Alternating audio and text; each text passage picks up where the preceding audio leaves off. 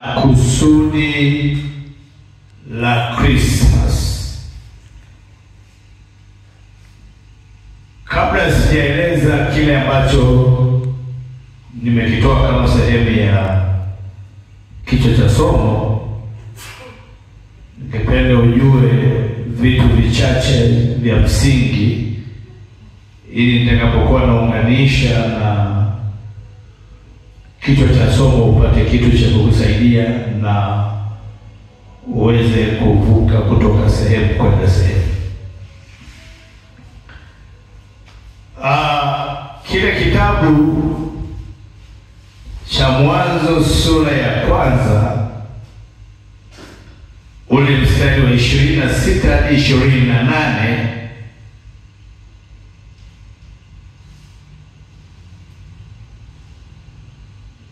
Biblia inasema,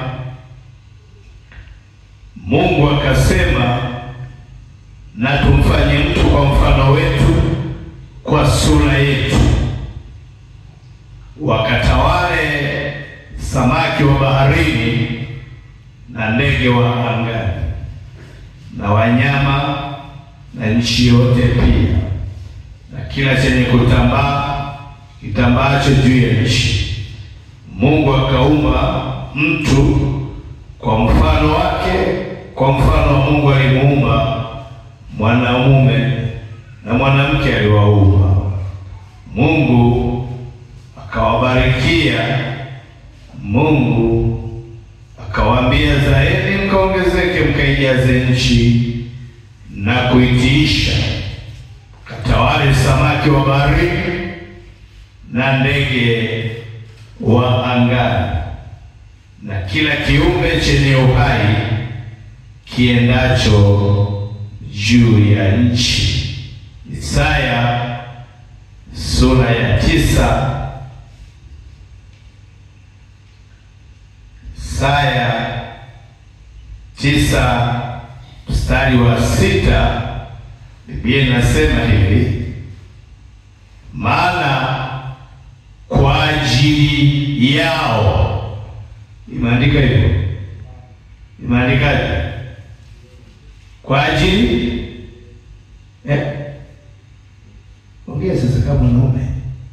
Kwa ajili mtoto amezaliwa, tumepewa mtoto mwanamume, na uweza wa kifalme utakuwa begani mwake, naye ataitwa jina lake Mshauri wa Ajabu, Mungu mwenye nguvu, Baba wa milele, Mfalme wa amani. Bwana halibariki neno lake.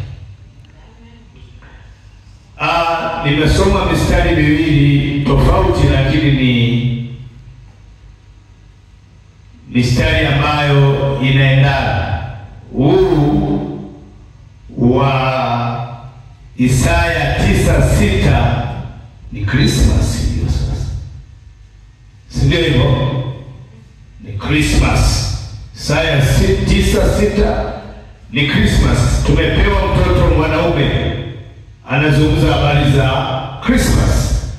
Kwa hiyo Isaya 9:6 anazungumza lugha ya leo, ya kwamba miaka hiyo iliyopita Mungu kwa mpango wake na kwa kusudi lake aliamua kumwachilia mtoto wake wa pekee, anaitwa Yesu. Na huyo mtoto alitupa sisi, maana kwa ajili yetu mtoto amezaliwa. Alafu anasema tumepewa mtoto mwanaume, na uweza wa kifalme utakuwa mabegani mwake. Unaona, anakuja na chata ya kiufalme, anakuja na utambulisho wa kiufalme, anakuja kabeba ishu ya kiufalme, anakuja akiwa na nembo ya kiufalme, na ikaeleza kazi zake atakazokuja kuvifanya huyu mtoto mwanaume anayeitwa Yesu. Lakini nimeanza kusoma habari za kusudi la Mungu juu ya mwanadamu na kusudi la Mungu kumweka mwanadamu hapa duniani. Tumesoma habari za Mungu kaumba vitu vyote kwa siku 5. Halafu siku ya 6 akamweka mwanadamu pale kwenye bustani ya Eden. Biblia inasema Mungu akamfanya mtu kwa mfano na sura yake, kwa mfano aliwafanya mwanaume na mwanamke. Halafu akawapa kazi ya kwenda kufanya. Kwa lugha nyingine aliwapa mamlaka kamili. Sema mamlaka. Sema mamlaka. Aliwapa mamlaka kamili ya kuweza kutawala kila kitu ambacho Mungu alikuwa amekiumba. Ndio maana alizungumza habari za samaki wa baharini, akazungumza habari za ndege wa angani, akazungumza habari za vitu vinavyotambaa. Yaani Mungu anaumba, alafu anampatia nafasi yule aliyemuumba apate kutawala. Tumfanye mtu kwa mfano wetu, kwa sura yetu, wakatawale. Niliwahi zungumza habari za sura na mfano wa Mungu, lakini nilitakuwa sio mbaya nikigusia tena kidogo, ili wewe unapata maana ya kwa nini Mungu alimuumba mwanadamu na kwa nini alichukua jukumu la kumleta Yesu. Ukivijua hivi, ukajua anguko la mwanadamu, alafu ndipo utajua mpango wa Mungu kwa mwanadamu ni upi. Tunaposema habari za mfano wa Mungu, tunazungumza habari za tabia za kiungu, tunazungumza habari za nguvu za kiungu, tunazungumza habari za utukufu wa kiungu. Wakati Mungu kabla hajampa mwanadamu nafasi ya kuweza kutawala, ni kama alikuwa anajiumba yeye, ni kama alikuwa anajiweka yeye ndani ya udongo unaoitwa mwanadamu.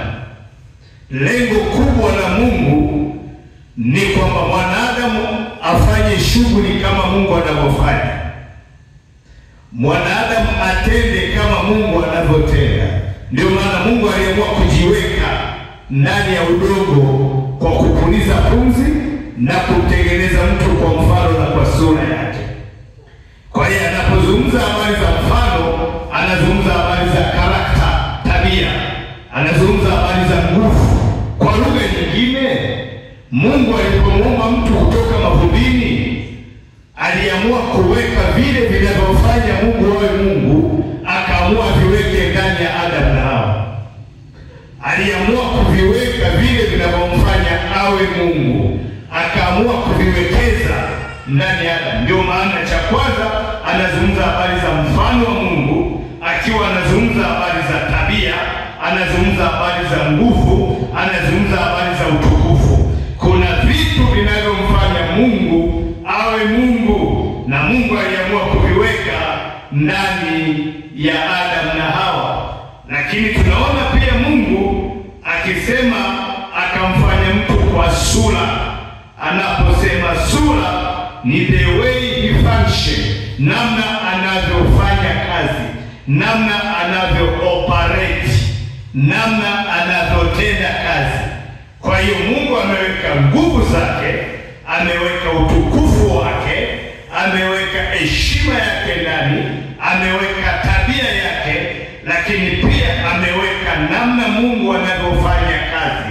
Ndio maana hata katika uumbaji Mungu anaamua kumpa Adamu awaite wanyama majina. Kwa nini?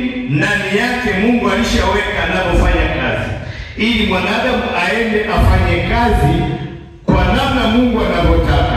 na kwa uweza Mungu alionao na kwa namna Mungu anavyofanya kazi. Chape Bwana Yesu makofi.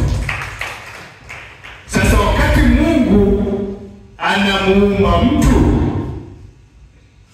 atawale samaki wa baharini, ndege wa angani na kila kinachotambaa kitambaacho juu ya uso nchi. Kwa hiyo Mungu akampa mwanadamu mamlaka iliyo kamili ya kiutawala. Mungu akampa mwanadamu mamlaka iliyo kamili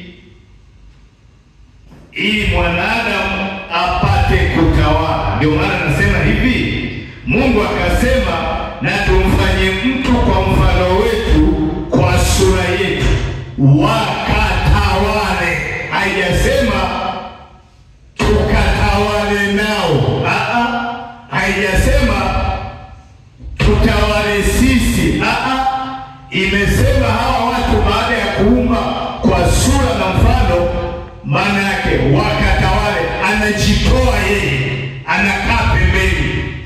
Yeye mwenyewe anampatia mwanadamu wajibu wa kuwajibika na kutenda, Mungu akiwa anaangalia. Kwa nini? Kwa sababu Mungu tayari alishajiweka ndani ya mwanadamu. Kwa hiyo akajua mwanadamu mwenyewe anaweza akafanya kama Mungu anavyofanya.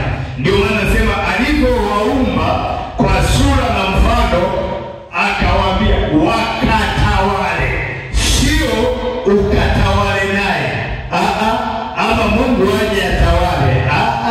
Mungu anampa mwanadamu mandate, wajibu wa kuwajibika mwenyewe katika uumbaji ambao Mungu amemweka awe kama mfalme wa ulimwengu. Chapie Bwana Yesu makofi.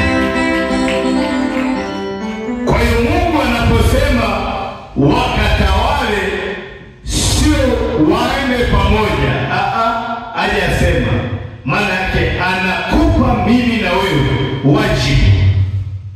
Maana yake amejitoa yeye.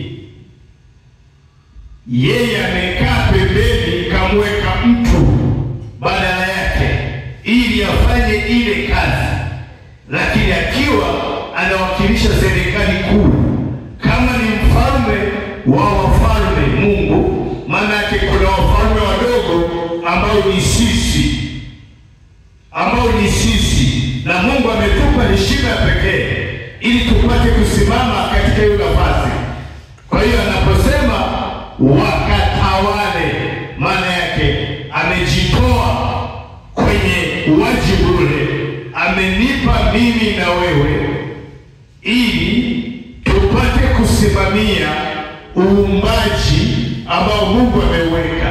Ndiyo lengo kubwa la Yesu kurudi tena baada ya hii mission ya kwanza kufeli. Kile ambacho Mungu alikusudia cha kwanza kushindikana baada ya kosa la Adamu na Hawa, likasababisha mpango wa Mungu juu ya mwanadamu upotee tena.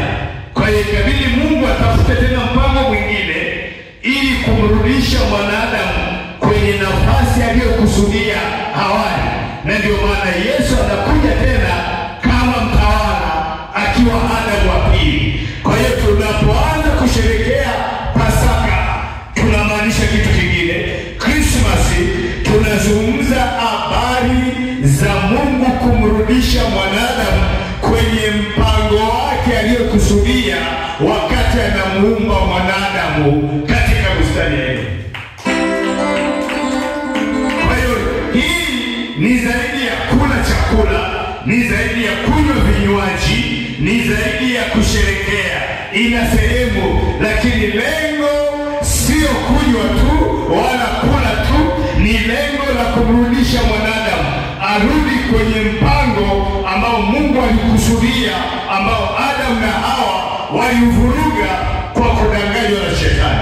Ndio maana tunaposema habari za Yesu kama mwana kuzaliwa, tunazungumza habari za utawala tena kurudi mabegani mwake. Tena Adamu wa kwanza alipoteza, Adamu wa pili akaja akatusaidia kurudi kwenye nafasi. Chapie Bwana Yesu makofi. Ndio maana nimesema ni zaidi ya kula, kunywa, kuvaa na kusherekea. Krismasi maana yake inakukumbusha ya kwamba Mungu amekurudisha tena kwenye nafasi. Mungu anakupa tena mamlaka kamili. Mungu anakupa tena utawala kamili ili upate kutembea kwa namna anavyotaka, akirudisha mfano wake na sura yake, lakini ndani ya Kristo Yesu. Chapie Bwana Yesu makofi. Kwa hiyo Adamu na Hawa walikuwa na mamlaka kamili, lakini wakapoteza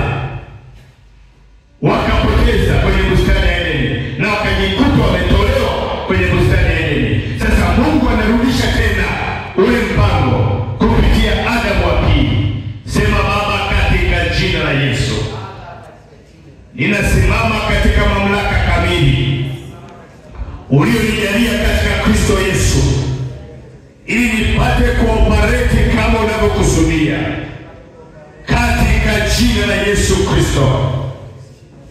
Mamlaka ni nyenzo muhimu sana katika maisha yetu kiroho. Mamlaka ni nyenzo muhimu sana katika maisha yetu ya kiroho na maisha yetu ya kawaida. Mamlaka, yaani kati ya namna ya kusambaza ufalme wa Mungu, uwezo ukasambaza ufalme wa Mungu kwa maneno tupu. Unasambaza ufalme wa Mungu kupitia nyenzo inayoitwa mamlaka. Hiyo ndio inaweza ikasambaza ufalme wa Mungu hapa duniani, ikasambaza ufalme wa Mungu kwenye mitaa, ikasambaza ufalme wa Mungu kwenye kijiji, ikasambaza ufalme wa Mungu kwenye tarafa, ikasambaza. Mamlaka ni muhimu, maana ndiyo iliyopotea kwenye bustani ya Edeni, ndiyo iliyopotea. Mwanadamu alipoteza mamlaka kwenye bustani ya Edeni, na Mungu kupitia Kristo Yesu anarudisha tena mamlaka ile ile iliyopotea, lakini ndani yake Kristo. Sasa chape Bwana Yesu makofi. Mamlaka ndiyo inakupa kuenea, mamlaka ndiyo inakupa kuongezeka, mamlaka ndiyo inayokupa ukifika maeneo upate kutawala na kumiliki. Ukipoteza mamlaka, umepoteza kitu kikubwa sana. Umepoteza jambo muhimu sana. Umepoteza nyenzo muhimu sana. Umepoteza mamlaka kwenye kijiji, kwenye mtaa, kwenye eneo, kwenye kazi. Unapoteza eneo muhimu sana katika maisha yako. Kwa sababu gani? Mamlaka inapokosekana. Sema mamlaka ikikosekana, watu wataishi bila utaratibu, na watu wataishi kwa vurugu, na watu wataishi kwa machafuko. Mamlaka inapokosekana, aidha katika kanisa, aidha katika nchi, aidha katika ofisi, aidha katika familia, hakuna mamlaka iko, huwe na uhakika kutakuwa na mvurugo, machafuko, cha kwanza, na watu wataishi bila utaratibu, alafu kutakuwa hakuna maana ya kuwepo kwa hicho kilichoko. Kama ni familia, itapoteza maana. Kama ni nchi, itapoteza maana. Kama ni kijiji, kitapoteza maana. Kama ni taasisi, inapoteza maana. Mahali mamlaka inapokosekana, huwe na uhakika utakuta kuna machafuko hapo, utakuta kuna vitu vinaenda bila utaratibu hapo, na utakuta vitu vinakuwa havina maana kabisa. Tuko sasa? Tuko sasa? Tuko sasa? Ni sawasawa na kanisa ama familia. Nyumba ambayo haina mamlaka, huwe na uhakika machafuko utayaona. Kijana atakuwa anakuja saa 2, mwingine anakuja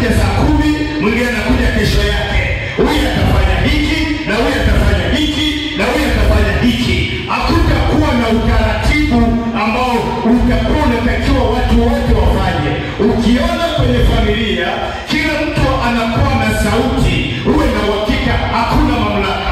Mahali ambapo hakuna mamlaka, maana yake kuna machafuko na kuna vitu haviendi kwa utaratibu, na hata ile maana ya familia inakosa maana. Tuko sawa? Tuko sawa? Tuko sawa? Kazi mojawapo ya mamlaka ni kufanya vitu vikae kwa utaratibu, vitu viende kwa utaratibu, vitu viende kama inavyotakiwa. Ndio maana ya mamlaka. Ndio maana hata kwenye mashule unakuta kuna watu wa mamlaka pale, hata kwenye ofisi kuna watu wa mamlaka pale, hata kwenye taasisi kuna watu wa mamlaka pale, ili vitu viende kwa utaratibu ambao unapaswa, kwa kanuni zinazopaswa, na kwa namna wanavyopaswa wafanye wanachofanya. Chapie Bwana Yesu makofi. Hayo makofi hayatoshi. Hayo makofi hayatoshi.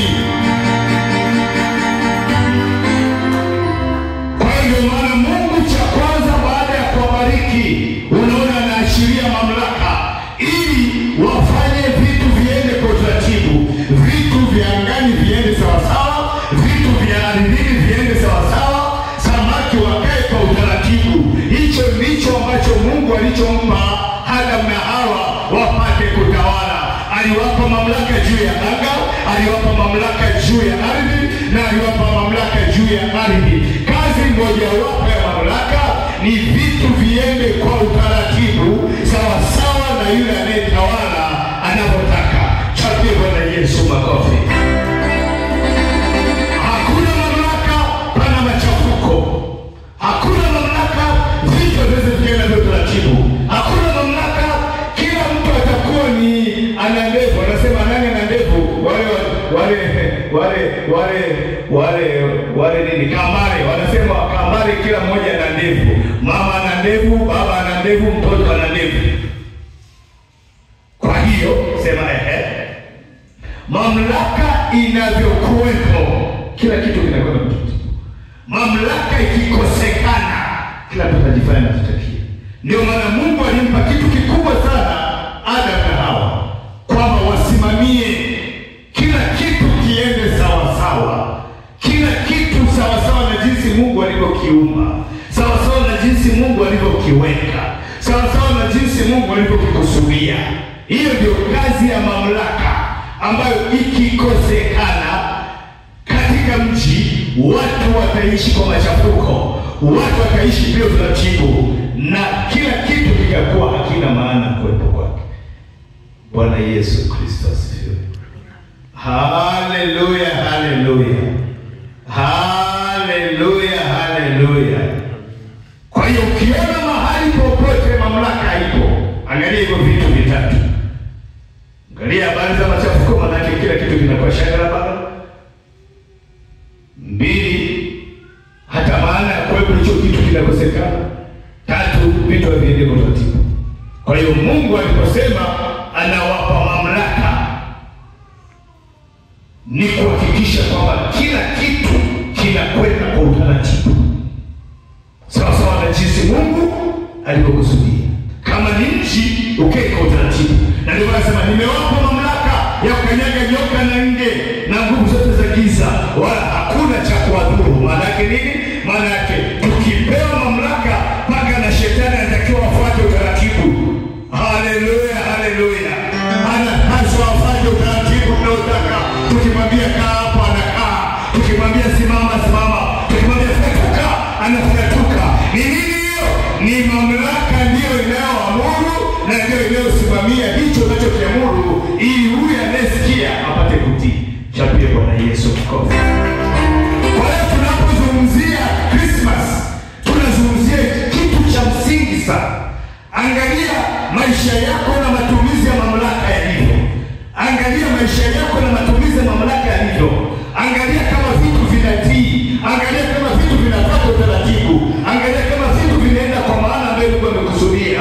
Iwe kwenye ngazi yako binafsi, iwe ni kwenye ngazi ya familia, iwe ni kwenye ngazi ya... Angalia hivyo vitu vyote, utagundua ya kwamba mamlaka ipo ama haipo.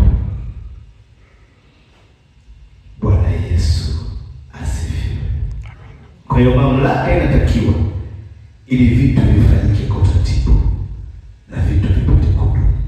Bwana Yesu asifiwe.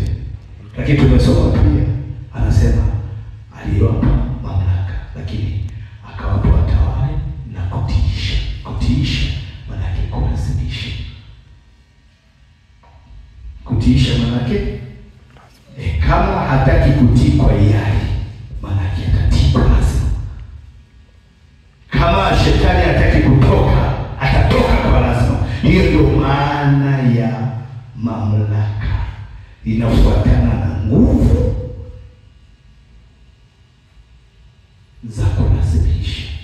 Kwa hiyo tunaposherehekea habari za Christmas, nenda zaidi, alafu mwenyewe jitathmini kwamba je, vitu vinaenda, mambo yanaenda, vitu vinasogea,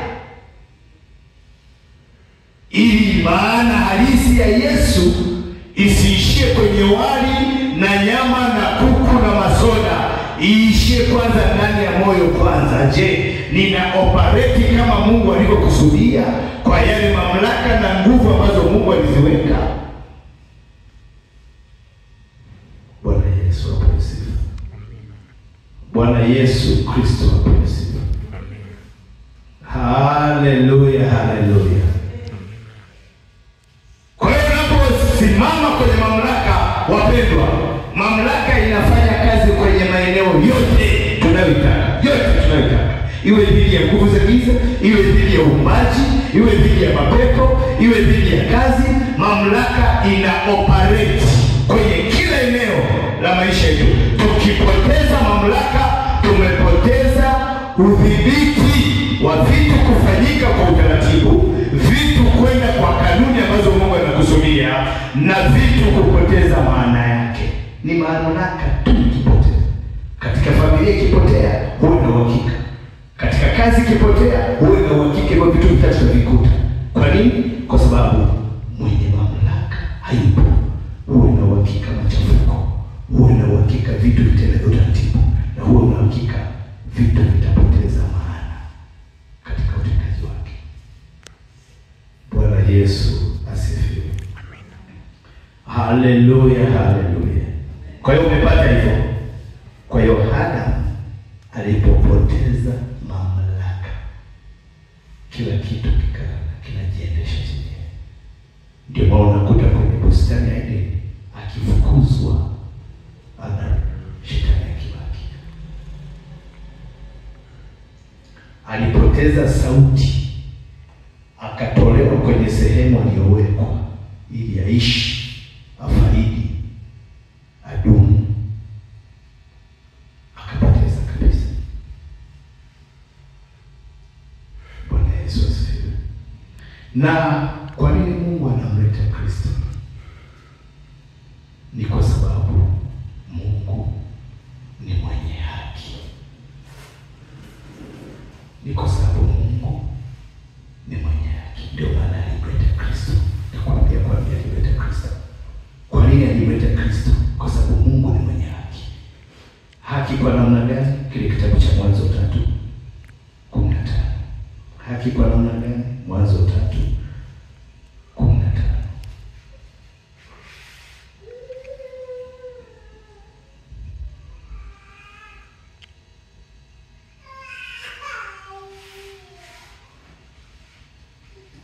Anasema hivi, baada ya mwanamke kudanganywa na Adamu, kudanganywa na shetani, alafu kila mtu akachukua sehemu ya adhabu yake. Hawa akachukua adhabu, Adamu akachukua adhabu, na nyoka pia akachukua adhabu. Sasa nataka kusoma kwenye ile 15, anasema, nami nitaweka uadui kati yako na huyo mwanamke, na kati ya uzao wako na uzao wake. Huo utakuponda kichwa, na wewe utamponda kisigino. Tuongezee pale na kile kitabu hicho, alafu baadaye nitaanza kufanua kile kitabu cha Mwanzo sura ya 2 mstari wa 16. Mwanzo sura ya 2 mstari wa 16. Tabia kwa nini nasema Mungu ni mwenye haki? Bwana Mungu akamwagiza mtu huyo akisema, matunda ya kila mti wa bustani waweza kula. 17. Walakini matunda ya mti wa ujuzi wa mema na mabaya usile, kwa maana siku utakapokula matunda ya mti huo utakufa hakika. Siku utakapokula matunda ya mti huo utakufa hakika. Bwana Yesu asifiwe. Bwana Yesu asifiwe. Bwana Yesu asifiwe. Ninachotaka ukiangalia hapa kwa dakika chache ni kwamba oda ya kufa kwa mtu haikutokana na shetani. Ni Mungu mwenyewe ndiye alisema. Sema sawa sawa. Rudia tena. Ni Mungu ndiye alisema kwamba nimeweka utaratibu, siku ukienda kinyume na huo utaratibu, tena nasema hakika utakufa.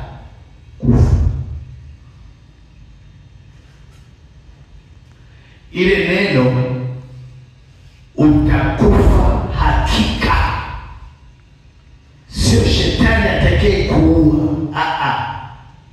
Utakufa hakika. Kwa tafsiri nyingine, Mungu mwenyewe anasema najiahidi mimi mwenyewe ya kwamba siku kila tu utakufa. Najiahidi. Yaani Mungu hana sababu ya kumwahidi mtu mwingine. Mwenyewe anachukua ile ahadi kwamba ukila, mimi mwenyewe najiahidi kwamba hakika utakufa. Wala shetani hayuko hapo. Au tafsiri nyingine nasema utakufa hakika, manake anamaanisha lazima ufe. Lazima ufe. Hii ya kwanza amesema hakika nitahakikisha ya kwamba umekufa. Hii ya pili anasema lazima ufe.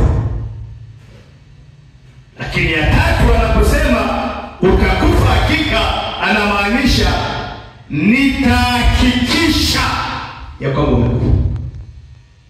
Ndio maana issue ya kifo cha mtu haikutokana na shetani.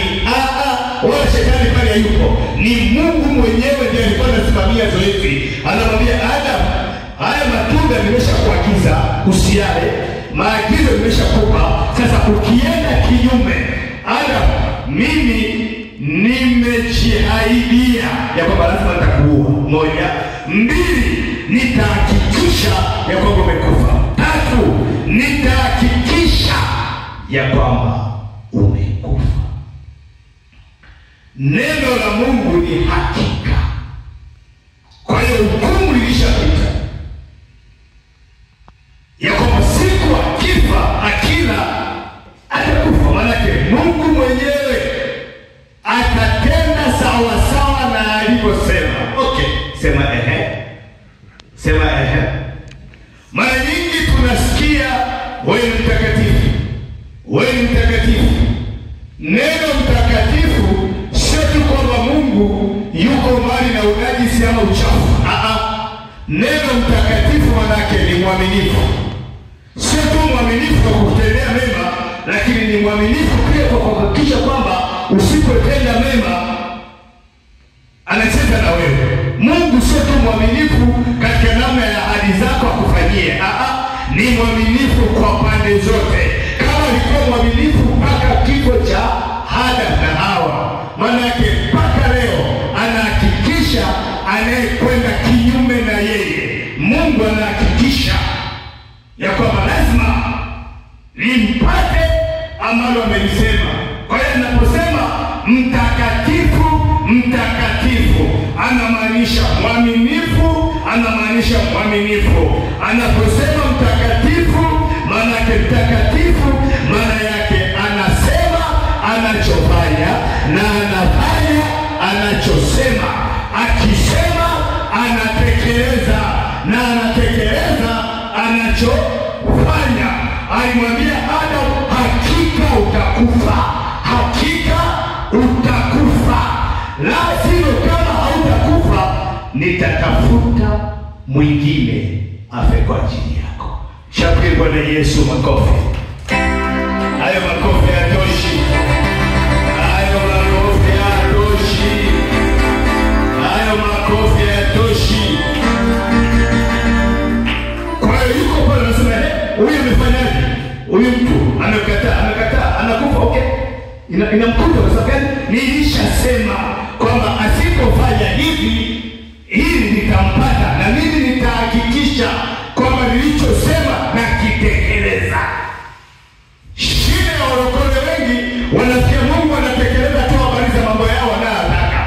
Huwa anatekeleza mpaka tukienda kinyume. Mungu ni mwaminifu, anatekeleza. Bwana Yesu Kristo asifiwe. Bwana Yesu Kristo asifiwe. Kwa hiyo unapoona vitu vya namna hiyo, maana yake lazima uangalie mwanadamu alitoka wapi na mpaka kuanguka kwake, na nini kilichosababisha Yesu aje. Kama Mungu alishasema na anatekeleza anachosema, maana yake huwa na uhakika asipokuwa kuna mtu amechukua nafasi yako. Chapie Bwana Yesu makofi. Kama hata kufanyia, maana yake kuna mtu ameingia badala yako, na ndio kazi ya Yesu. Kwa sababu Mungu alishamwahidi mwanadamu, amempa mamlaka, amempa uwezo, amempa nguvu, amempa utukufu. Sasa anamwambia akija kwenda kinyume, hakika atakufa. Sasa unaona ni ahadi imesimama pale pale, na mwanadamu akafanya aliyofanya. Sasa amefanya aliyofanya. Mungu alichofanya, alitafuta njia mbadala kwa lengo la kumsaidia nani? Mwanadamu. Ndio maana akaja Yesu kama fidia ya mwanadamu, kama mlipa adhabu wa mwanadamu. Ndio kazi iliyomleta Yesu. Amefanyika fidia ili badala ya sisi kufa, afe badala yetu ili tuishi. Haleluya, haleluya. Kwa hiyo amezaliwa. Ndio maana huwezi kumfananisha Yesu na mtume yeyote yule. Hauwezi kumfananisha Yesu na jina lolote la mtume yeyote, awe ni Mkristo sio Mkristo. Yesu ni namba nyingine. Amekufa kwa ajili yetu ili tuishi. Alichukua magonjwa yetu yaliyokuwa tuue, akayachukua akayafanya yake ili sisi tupate kuwa hai. Tuko pamoja? Tuko pamoja? Kwa hiyo baada ya anguko tu la Adamu, Mungu akaanza mchakato, sema mchakato, wa kumrudisha mwanadamu katika laini aliyokusudia. Na ndio maana akamwambia Adamu, ukila utakufa. Lakini katika adhabu ya mwanamke ambaye alikuwa positive ya ule mtego wa shetani, anamwambia sasa, mimi nitaweka uadui. Sema uadui. Rudia tena. Rudia tena. Baina yako na nyoka. Sawa? Utazaa mtoto, atakupiga kichwa na utapiga kisiki. Nataka uangalie neno uadui. Sema uadui. Mwamshe mwenzako, sema uadui, maana nakwenda kumalizia. Sema uadui. Rudia tena. Rudia tena. Anaposema uadui, hamaanishi kwamba sasa wao wanatazamana hivi na shetani, mwanamke na shetani wanatazamana hivi. Unajua Mungu atachukuzia tena wewe, aseme anaposema uadui, kwa sababu shetani alimtumia nyoka. Shetani alimtumia mwanamke yule kudanganya. Mungu akaamua kutumia mwanamke huyo tena kumwadhibu shetani. Kwa hiyo anaposema uadui, hamaanishi kwamba watazamane vibaya. Anamaanisha kwamba nitamtengeneza mwanamke kwa namna ambavyo kile ambacho nimekusudia hutakiharibu tena. Haleluya, haleluya. Haleluya, haleluya. Narudia tena. Nitamtengeneza mwanamke kwa namna ambavyo hautaweza kumtumia tena kama ulivyomtumia kipindi hichi. Nitamtengeneza mwanamke kwa namna ambavyo chochote cha kwako hakitasimama kuvuruga kitu cha kwako. Amen. Amen. Amen. Na njia ya kwanza aliyoifanya Mungu ni kwamba alimtengeneza mwanamke kwa namna ambavyo shetani mpaka sasa hivi anapigwa chenga. Kwa namna gani? Angalia wale watu wakina mama wanapokuwa na watoto. Mtoto yuko ndani ya tumbo la mama. Mtoto anakunywa maji ambayo mama anakunywa. Mtoto anashiriki chakula ambacho mama anashiriki. Mtoto yuko ndani ya mwili wa mama, lakini kuna namna fulani mtoto, damu ya mtoto haingiliani na damu ya mama.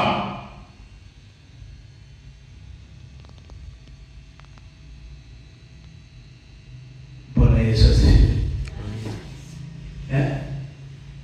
Damu ya mtoto haingiliani na damu ya mama. Atakula chakula cha mama anachokula, atakunywa maji anayokunywa, atafanya nini? Lakini inapofika ishu ya mtoto na damu, damu huwa ni ya baba wala sio ya mama.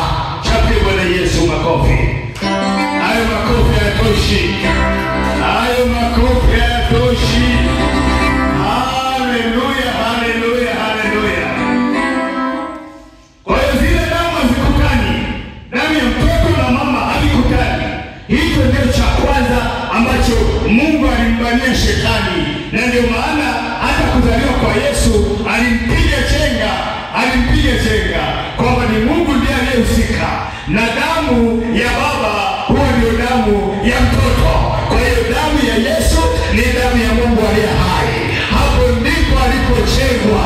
Amekaa kwenye tumbo la mtoto la baba, lakini hiyo damu sio damu ya mtu yoyote. Mtu hajahusika, miujiza ulitenda kazi, lakini pia hakukuwa na mwingiliano baina ya damu ya Mariamu na damu ya Yesu. Kwa nini? Mungu alishatengeneza huo ukuta. Huo ndio unaitwa uadui, kwa sababu anatengenezwa kwa namna ambavyo shetani hawezi kumtumia tena. Chapie Bwana Yesu.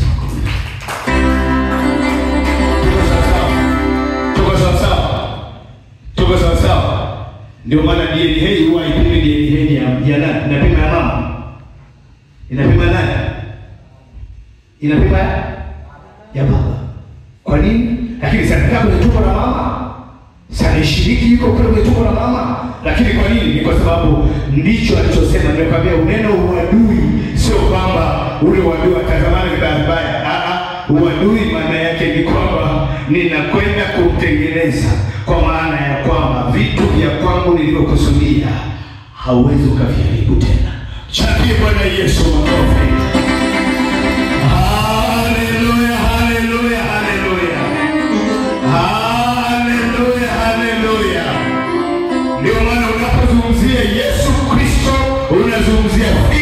nyingine. Unazungumzia figa ya kifalme, Mungu mwenyewe ndiye anahusika.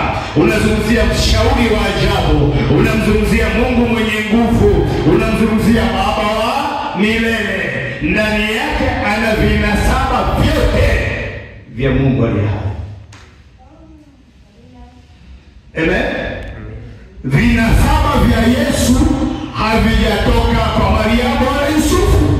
Vinasaba vya Yesu vimetoka mbinguni. Ndio maana tunaposherehekea Krismasi tunasherehekea habari za vinasaba vya kimbingu. Damu ni ya mbinguni, mtoto ni wa mbinguni, kila kitu ni cha kimbinguni.